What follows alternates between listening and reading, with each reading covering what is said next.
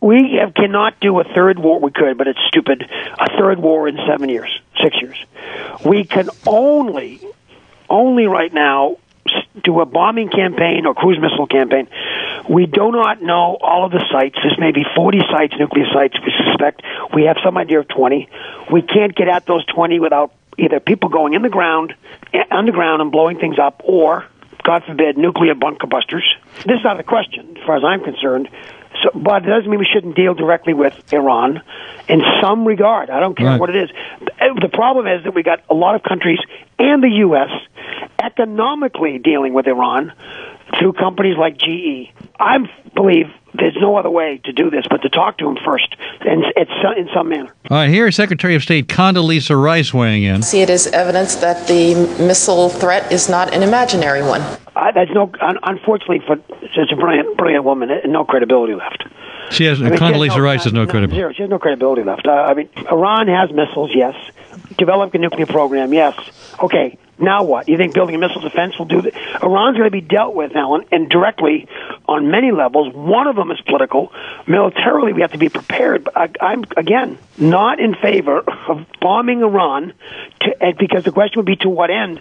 Because what they can do to us through Hezbollah, Hamas, and Iraq is serious. It's pronounced.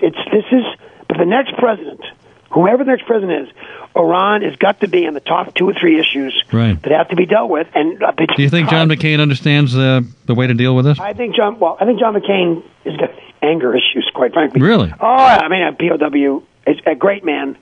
Very brave guy. And by the way, if a liberal were to say this, they'd be accused of putting down his military service. But he's nutty. Read his book. John will tell. Well, what happened to him as a POW is, I think he's crazy. I mean, You think McCain's crazy? In a good kind of a way. I mean, I think.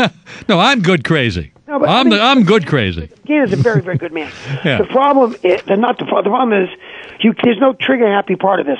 We have to deal, I think, first and foremost, politically and economically with Iran. If you go to war if you bomb Iran, what are the consequences? And let's, again, if they push a button, Hamas explodes in Palestine. They pick up the phone and call Hezbollah. That blows up in Lebanon. And, oh, by the way, they can directly kill Americans inside Iraq and turn that place upside down. Rather than do all that, how about we talk to him first? All right. Let me move on to Iraq, because just the other day you had both Maliki and their defense secretary. But here's what he is saying about the United States coming up with a timeline. We're unambiguously talking about their departure. We are waiting impatiently for the day when the last foreign soldier leaves Iraq. Now, Bush and McCain have both said if the government of Iraq asks us to get out, we need to get out. Yeah, that's one, and the other part is, timelines being talked about by somebody. This is what sovereignty brings you. We gave them their freedom. American soldiers died and were blown up, so the Iraqi people, Iraqi government could say whatever they want, Alan. If they stay with this, we have no choice. And by the way, I'm not sure what a bad thing this is. Their Iraqi government is still corrupt and incompetent. Their police and military are getting better, but they need our help. All right, but they're saying, would you please leave? If they persist in that discussion, then the answer is yes. We have to leave. It's a sovereign nation. Right, and if they feel they can handle their security, but by the way, you're a security expert. Can they?